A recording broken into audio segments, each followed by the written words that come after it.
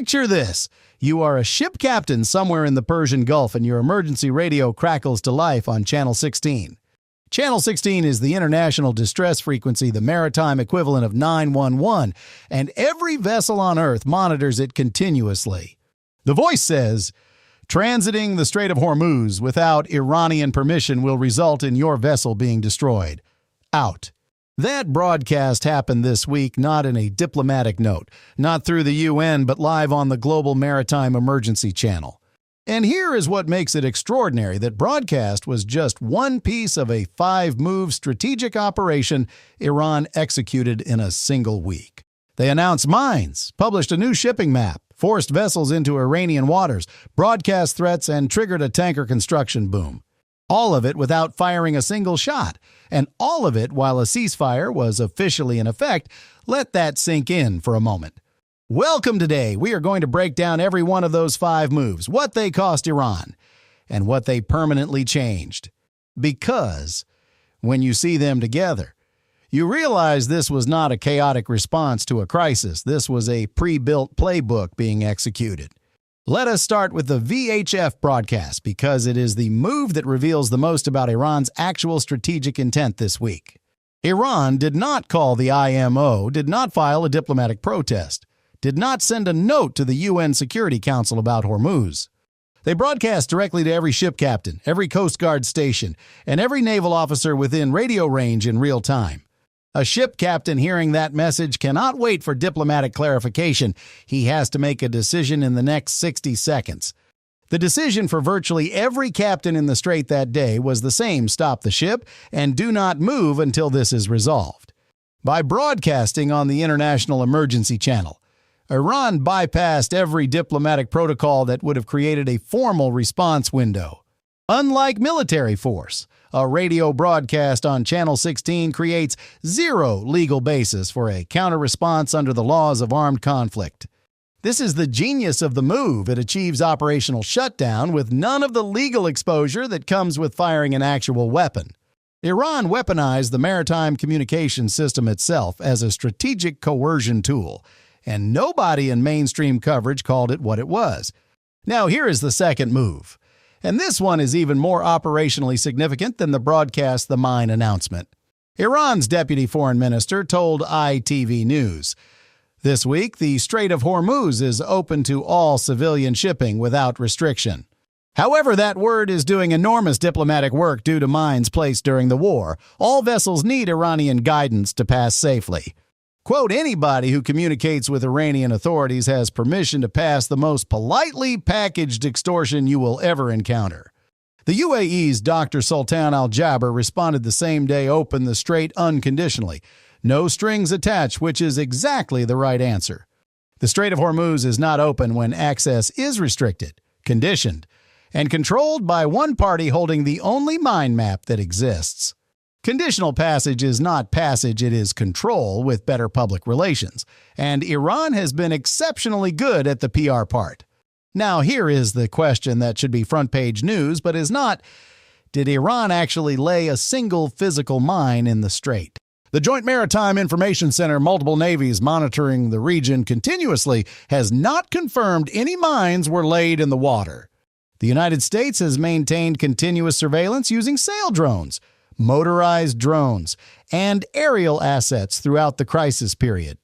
With that level of surveillance coverage, if mines were placed, we would almost certainly know about it, and the JMIC says no mines confirmed, which means Iran may have achieved the full operational effect of a minefield without placing a single physical mine in the water. This is one of the most important strategic concepts in modern maritime conflict. You do not need mines to create a minefield effect. The credible threat of mines, delivered to the shipping community through official channels, achieves every objective physical mines would achieve. Ships stop moving, insurance premiums spike, captains demand clearance certificates, routing changes permanently, all without a single mine deployed. And here is where the real sophistication shows. Iran announced mines and simultaneously published a safe alternative route through Iranian waters. The announcement and the alternative arrived as a coordinated package, problem and solution delivered together in the same operational window. That is not improvised crisis response. That is a pre-built system waiting for a trigger event to activate it on schedule. Information warfare applied to the maritime domain.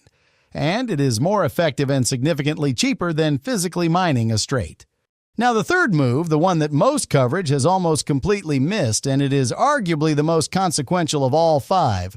Iran published an official new traffic separation scheme for the Strait of Hormuz and communicated it to all vessels in the region. A traffic separation scheme is the maritime equivalent of highway lane markings, the system that tells ships which lanes to use and when. Every major strait in the world has one, and they are normally established by the IMO through years of international multilateral consensus. Iran just published their own version, unilaterally, for a waterway they do not fully own, without asking the IMO or anyone for permission. This is the first time in modern maritime history that a nation has unilaterally redrawn the shipping lanes of an international strait. Let us look at what the new map actually shows, because the geography reveals the strategic objective with precision and clarity. Under Iran's new scheme, the inbound lane passes through the channel between Larak Island and Kisham Island, both in Iranian territorial waters. The outbound lane cuts south of Larak Island and crosses the traditional traffic separation scheme, also routing through Iranian territorial waters. The old standard lanes passed primarily through Omani waters, where Iran had limited legal authority and limited ability to impose conditions on vessels. The new lanes shift all traffic directly into Iranian territorial waters, where Iran has full legal jurisdiction over every vessel transiting through. Iran used the mine threat to herd the entire global shipping industry into their own territorial waters permanently, through an officially published document. Lloyd's List and EOS Risk Group's Martin Kelly confirmed this analysis directly a fundamental reshaping of how vessels transit Hormuz going forward. As long as Iran claims mines might still be present somewhere, every ship has an incentive to use the Iran-approved route voluntarily. The mines provide the permanent legal justification, and the new map provides the permanent routing change. They reinforce each other indefinitely. Now, the fourth move, and this one involves a country that nobody is talking about, but that changes the entire diplomatic picture significantly. The area Iran claims to have mined is not primarily Iranian territorial waters. A significant portion is actually Omani sovereign waters. Iran declared a maritime hazard zone in waters belonging to Oman, a nation that had nothing to do with the U.S.-Iran military confrontation. Oman has been serving as the quiet, trusted diplomatic intermediary between Iran and the United States throughout the entire negotiation process. Iran effectively mined the front yard of the country that is actively trying to help them reach a settlement. Sight with that for a moment. This is either an extraordinary diplomatic miscalculation or a calculated signal to Oman about who actually holds the leverage in this situation. Either interpretation leads to a troubling conclusion about where these negotiations are actually headed from Iran's perspective right now. The Oman dimension is a full diplomatic crisis running inside the larger Iran-U.S. crisis, and almost nobody in mainstream coverage is discussing it. There is also a legal dimension here that Iran's self-defense argument cannot survive once you map it against the actual geography involved. The Strait of Hormuz was not built, engineered, or financed by any nation. It is a natural geographic formation governed by international law. The UN Convention on the Law of the Sea guarantees transit as a matter of right, not a privilege to be granted or withheld by anyone. Iran could argue Article 51 of the UN Charter, the right of self-defense, gives it authority to restrict passage during active armed conflict. But that argument collapses the moment you confirm the mine zone extends into Omani waters, where Iran has no territorial claim whatsoever. The International Maritime Organization issued a direct statement this week imposing a toll on Hormuz sets a dangerous precedent for global shipping. UNCLOS is clear that states bordering international straits shall not hamper transit passage, not should consider, not may choose to avoid, shall not. The problem is the IMO has no enforcement capability.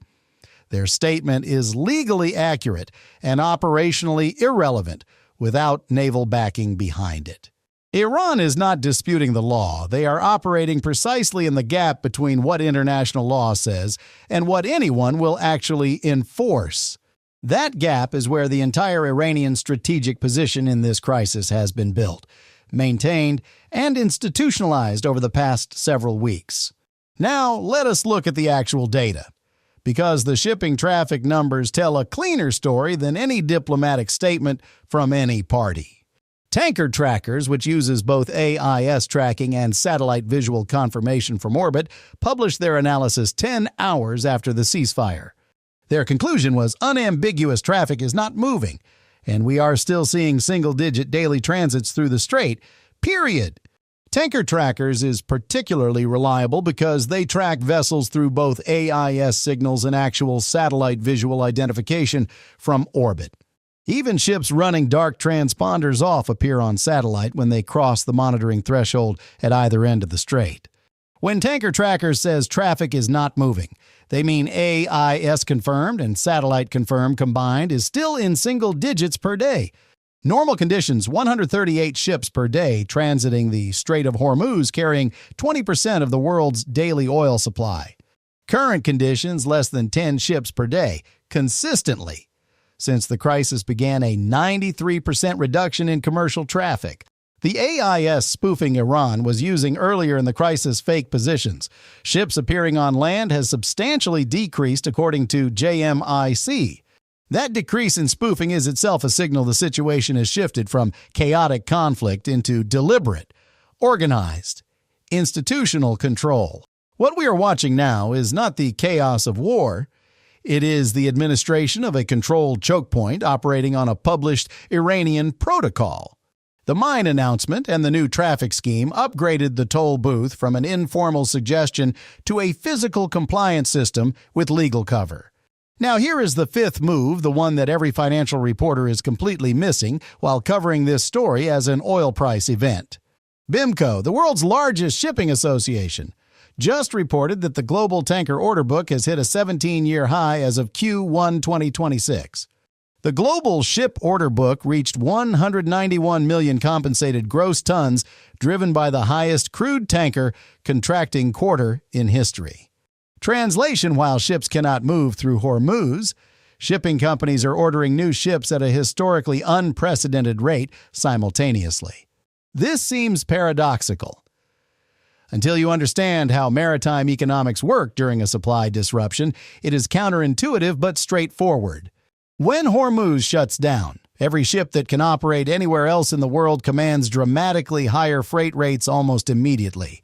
Higher freight rates mean shipping companies with available vessels are generating exceptional revenue from every route that bypasses the disrupted corridor. That exceptional revenue gets reinvested into new vessel orders because high freight rate environments are exactly when new ships pencil out financially. The Hormuz crisis is simultaneously creating a shipping shortage and triggering the investment boom that will eventually resolve that shortage years from now. The beneficiaries are the shipyards, primarily South Korea, China, and Japan, not American consumers absorbing higher prices at the pump right now. And here is the irony that should keep energy economists up at night: those new tankers will not be delivered for 3 to 5 years.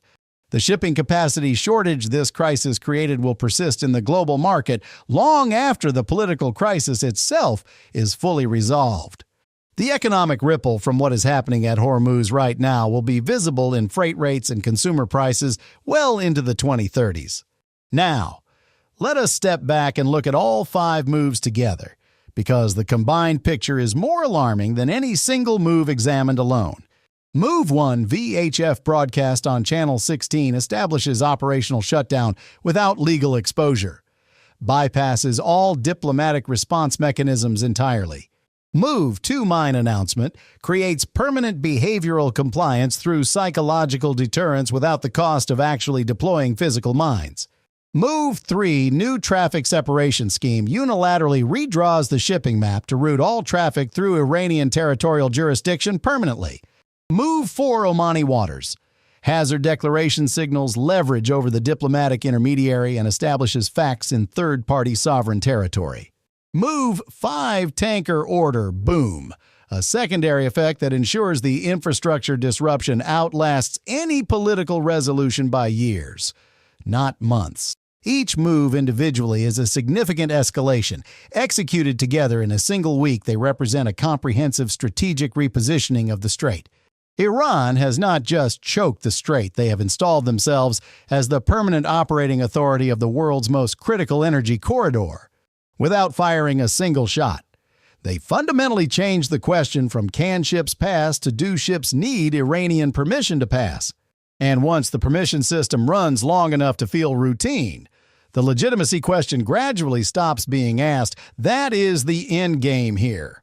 This is how strategic facts get established without wars gradually, through institutional friction, until all alternatives become inconveniently expensive. The analogy is not the Berlin Wall, it is the Berlin bureaucracy paperwork. Checkpoints, forms, documentation required before any movement happens. Control through administration is harder to oppose than control through force because there is no single dramatic moment that clearly demands a response. Now let us talk about the U.S. military posture, because understanding what we actually have in the strait matters for assessing what comes next. The United States has maintained presence in the strait not with warships but with sail drones, motorized drones, and aerial surveillance assets. These are ISR platforms: intelligence, surveillance, and reconnaissance, meaning they observe and report rather than engage and enforce anything.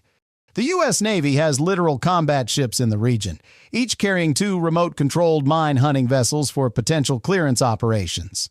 But mine clearance in a contested waterway requires time, specialized equipment, and military protection for the clearance vessels themselves throughout the operation. Even if mines are confirmed present, clearing a waterway of Hormuz's size and complexity takes weeks under the most favorable possible conditions. There is an option on the table: run an empty bulk carrier through the new Iranian route with Marines aboard and anti-drone coverage, and find out. This is essentially the minesweeper concept, scaled up with deterrence capability, not as reckless as it sounds when you understand the operational logic. But it requires a visible commitment from U.S. military leadership to enter that space with purpose, and that commitment has not been publicly made.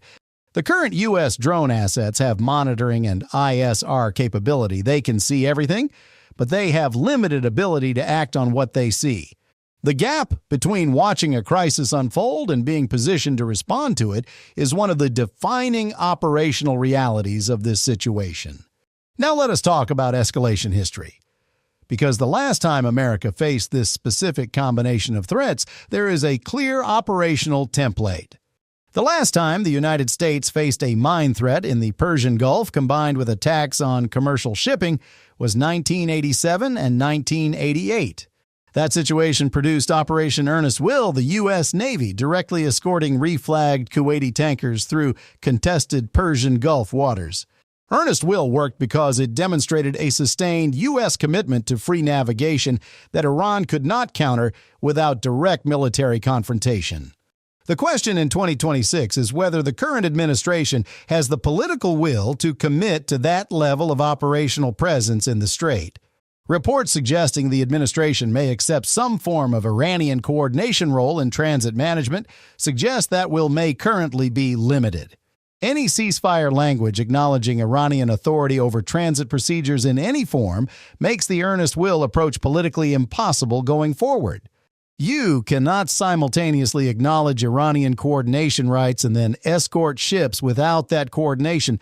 The two positions are mutually exclusive. This is the core trap in the current negotiations. Accepting any Iranian role today permanently forecloses every escalatory response option tomorrow. Now, let us be direct about what the shipping industry specifically needs to see before commercial vessels will voluntarily return to normal transit operations. They need verified mine clearance, not a diplomatic statement, but actual mine-sweeping operations with certified all-clear documentation for the traditional Omani route. They need demonstrated transits of the traditional Omani waters route, not the new Iranian waters route with vessels arriving safely at destinations. They need war risk insurance rates returning toward normal, which will only happen when mine clearance is verified and consistently maintained. And they need clarity that the Bitcoin toll system has been permanently eliminated from the ceasefire terms in language that is clear and enforceable. Until all four conditions are simultaneously met, commercial shipping companies will not voluntarily send loaded tankers through that corridor again. Individual captains and individual insurance underwriters make these decisions, not governments, and they make them based on verifiable risk data. The insurance market is the most honest signal in this crisis because insurers price actual probability, not political aspirations or press conference statements. When war risk premiums normalize, that single data point will tell you more about the real security situation than any government announcement. Now, let us walk through the three possible outcomes because they are not equally likely given what Iran has already built and institutionalized. Outcome 1, a full diplomatic settlement that removes all transit conditions, verifiably clears mines, and ends the Bitcoin toll system permanently. This is the best outcome and produces the fastest return to normal shipping volumes, but it requires Iran to surrender a position they spent months building. Nations generally do not voluntarily give up institutionalized revenue streams and strategic positions without facing a credible counterpressure to do so. Outcome 2. A partial settlement acknowledging some Iranian coordination role, the most diplomatically likely outcome given current negotiation signals.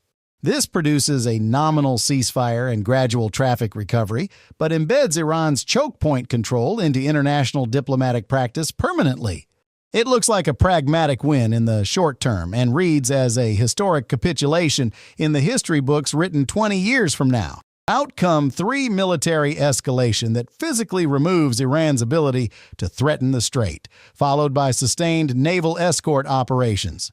This is the most effective long-term outcome, but carries the highest short-term cost and demands sustained political will over an extended operational period. Historical evidence from the Barbary Wars to Operation Earnest Will consistently shows this is the approach that produces durable results. Where we currently appear to be heading is somewhere between Outcome 1 and Outcome 2, which is historically the least durable of all resolutions. Now let us talk about the 20,000 people caught in the middle of all this strategy, because they deserve more than a footnote in this analysis.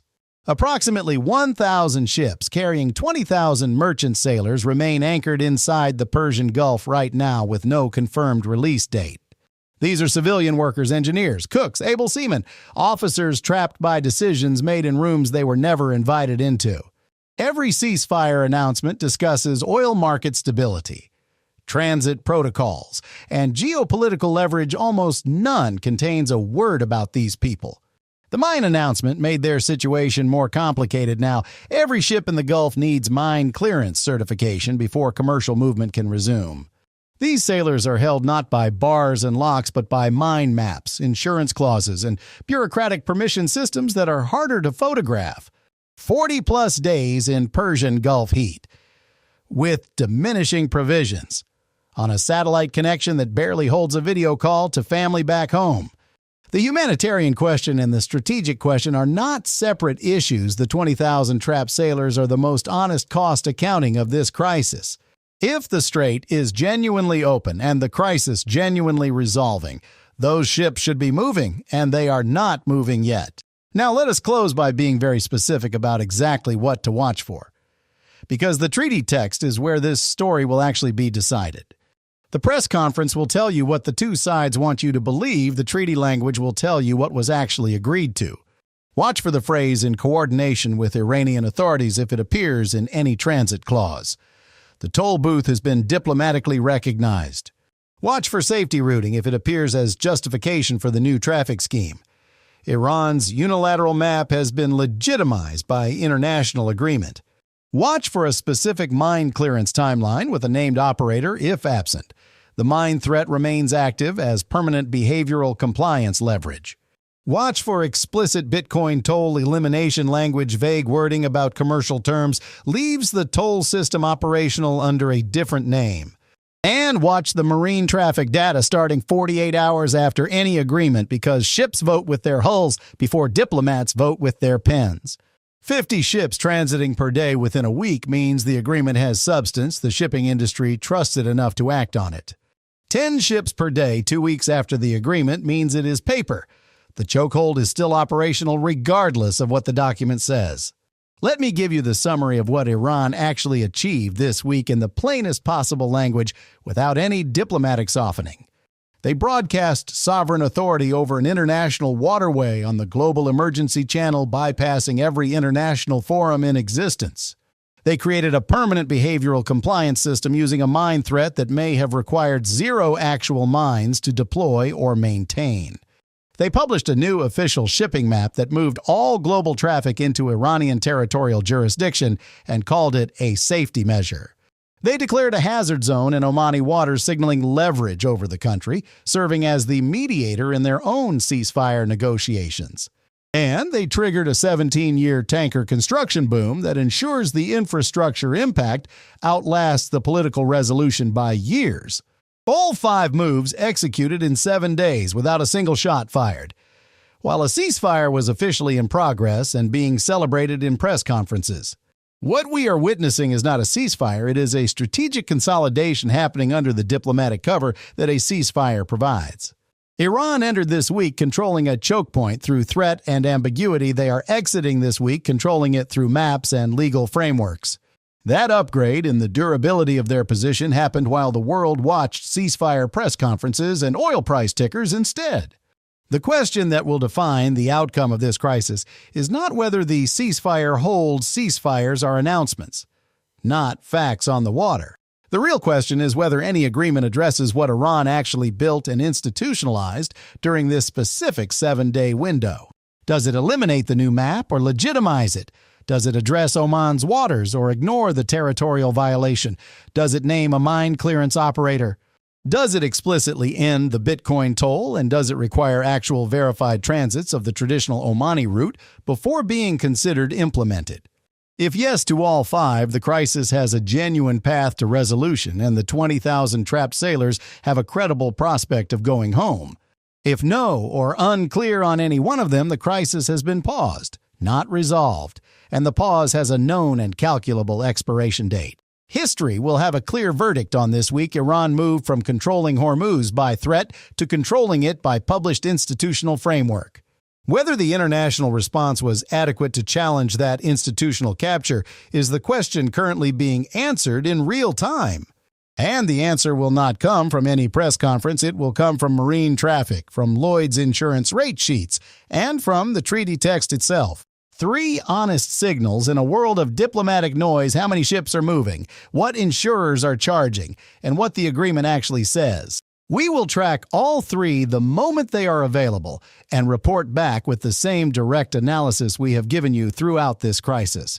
If this breakdown was useful to you, share it. The more people understand what Iran actually executed this week, the better the public debate will be. Subscribe and hit the bell so you catch the next update the moment marine traffic, the insurance data, or the treaty text shows a meaningful change. The ships are the honest signal. Watch the ships, not the statements, and you will know what is actually happening before everyone else does.